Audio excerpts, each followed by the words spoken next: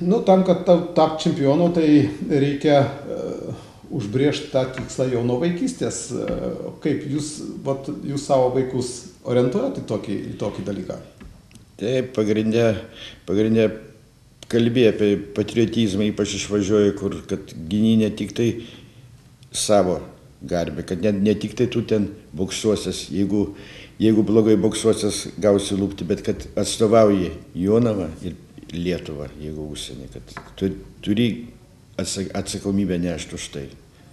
Jūs treniravot ir jaunių rinktinę Lietuvos, dabar jau netreniruojat? Nu, matot, su jaunių rinktinė jau čia laisvos Lietuvos laikotarpį 5 metus dirbau. Suprantat, kenkia grinai savi vaikai, kurie pasilieka. Su jaunių rinktinė dirbant, pusę laiko atiduodi tenai, o pusę čia stengiesi daugiau, bet tas, kad daugiau, tai kenti pats tada. Pats kenti grinai jau nebespėjai. Dabar jūs minėjot, kad išvažiuoja Zubrikovas į Turkiją, taip? Taip. Jūsų auklėtinys. Tačiau jūs kartu su juo negalite vykti dėl lėšų stygiaus, nėra pinigų. Man neaišku tokie dalykai. Turime firmos organizacijos, kurios išlaiko visos krepšinio komandos, kur reikalauja tikrai nemažai lėšų. Kodėl negali kažkokią tai vieną organizaciją išlaikyti vieną tik tai boksininką, kuris Jonavoje yra vienintelis Lietuvos čempionas, kurį galima būtų nešioti ant rankų. Ir aišku, treneriai kartu, kuris jį užaugino ir kuris jį treniruoja, kad galima būtų paremti ir kad jūs normaliai galėtumėt nuvažiuoti su savo auklėtiniu ir dalyvauti ten varžybose. Tas kaip ir visur atsimuša viskas į lėšas.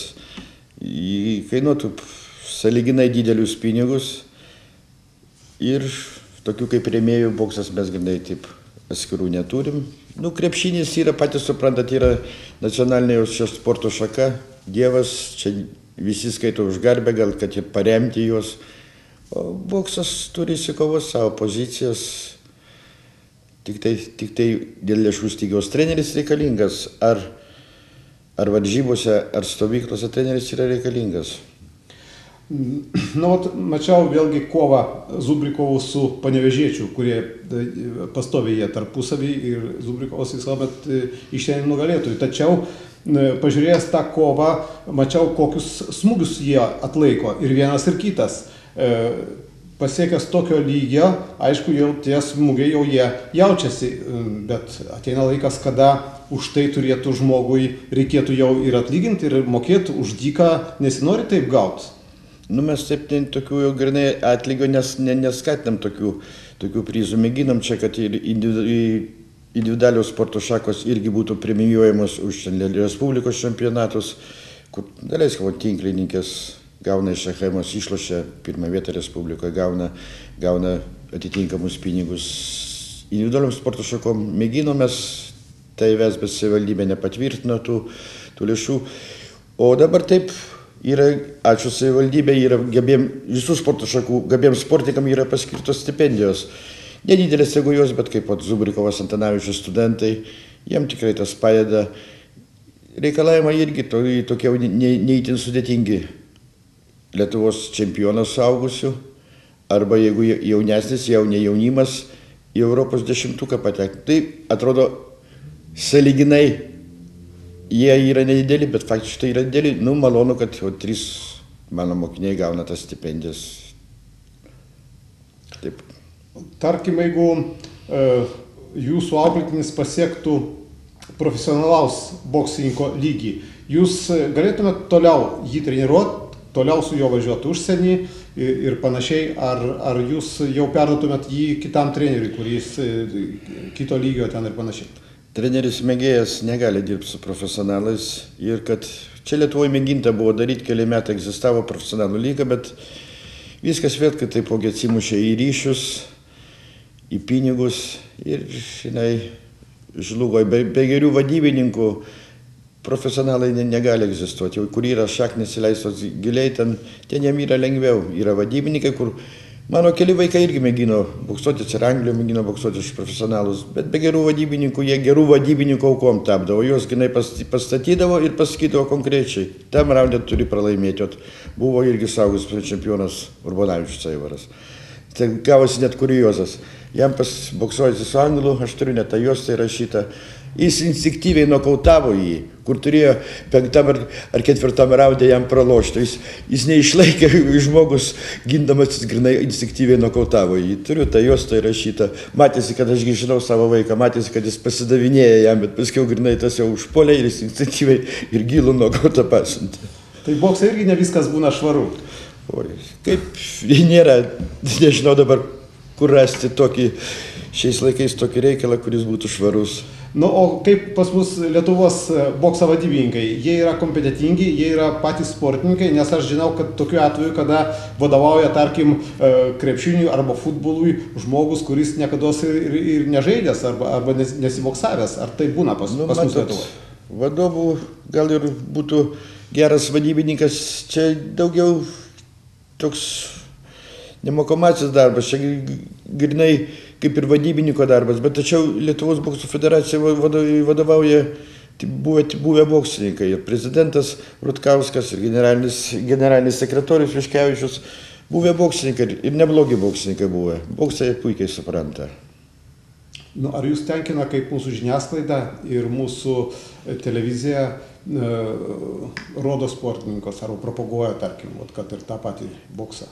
Įmant Lietuvos žiniasklaidą, tai pas mus yra atsakingas federacijoje už agitaciją propagandą, darbas praktiškai yra nevykdomas. Ir mes, tie viceprezidentai vadinami, yra keičiami kas metus, bet kaip yra užkeikta įdomios varžybos, geros varžybos yra tikrai mažai propaguojamas. Išskyrus vienintelį Dano Pozniako turnyrą, kuris yra normaliai propaguojamas, rodomas.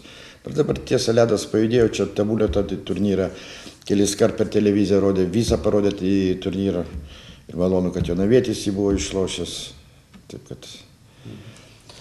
Nu, dabar boksas biski kitoks negu anksčiau, mano nuomonė, bent jau aš. Daugiau jisai panašus į muštynės, juk Šociko laikų, nu, jūsų laikais tai daugiau buvo panašus daugiau į žaidimą, kaip jūs skaitot.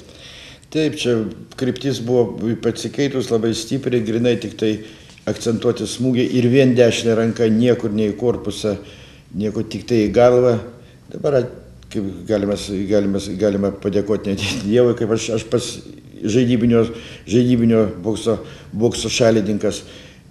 Vėl pasikeičia kryptis į gerą pusę, vėl boksas įgaus savo seną kaip į sporto šakos vaizdą. Nebus to.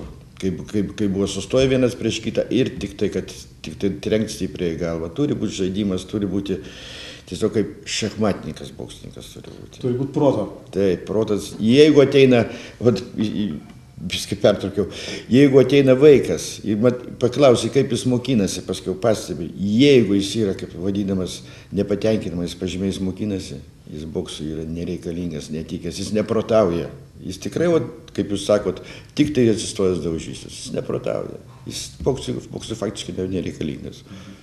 Dabar didžiojo profesionalaus boksą lemia pinigai. Tai bent jau pas mus toks susidaro įspūdis. Sakykit, kaip dėl patriotizmo mūsų sportininkai, Lietuvos sportininkai, boksininkai, jie jaučia, toks jausmas yra pas juos? Dauguma, galiu pasakyti, od sportininkų, iš viso ne vien boksininkų, laikosi dirba tik patriotizmo dėka. Finansuojami yra visi žemiau kritikos. Žemiau kritikos. Aišku.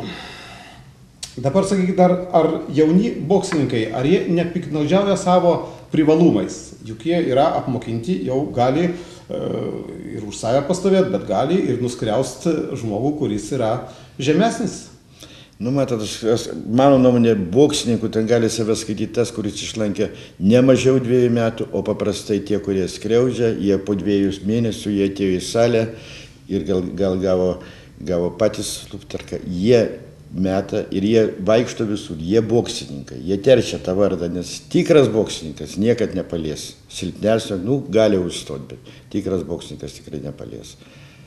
Nu, o kaip dėl programos mokykloje? Tarkim, aš kada bent mokiausi, tokio dalyko mums nieks nedėstė ir būdavo ir apie futbolą pasakodavo, ir apie krepšinį, ir apie kitus sporto šakas, ir mes patys žaisdavom, tačiau tokio dalyko kaip boksas nebūdavo.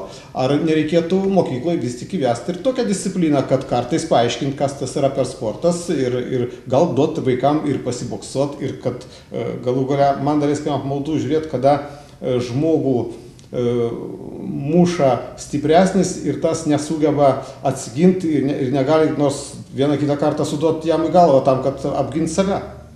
Matot, mokykloje kažkada tai buvo fakultatyviniai užsiėmimai, buvo galima į programą atskirai ten traukti nuo 9 klasės ar kiek boksą, bet tas, man atrodo, nepasiteisino, nes greitai kiti atsikanda labai tos duonos, daugelis labai atsikanda, nes kaita, pavyzdžiui, kaip grupėse, yra labai didelė.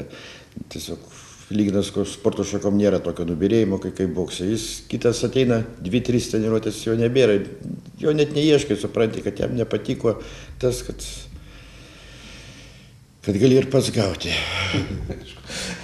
Kaip jūs žiūrit į moterų boksą?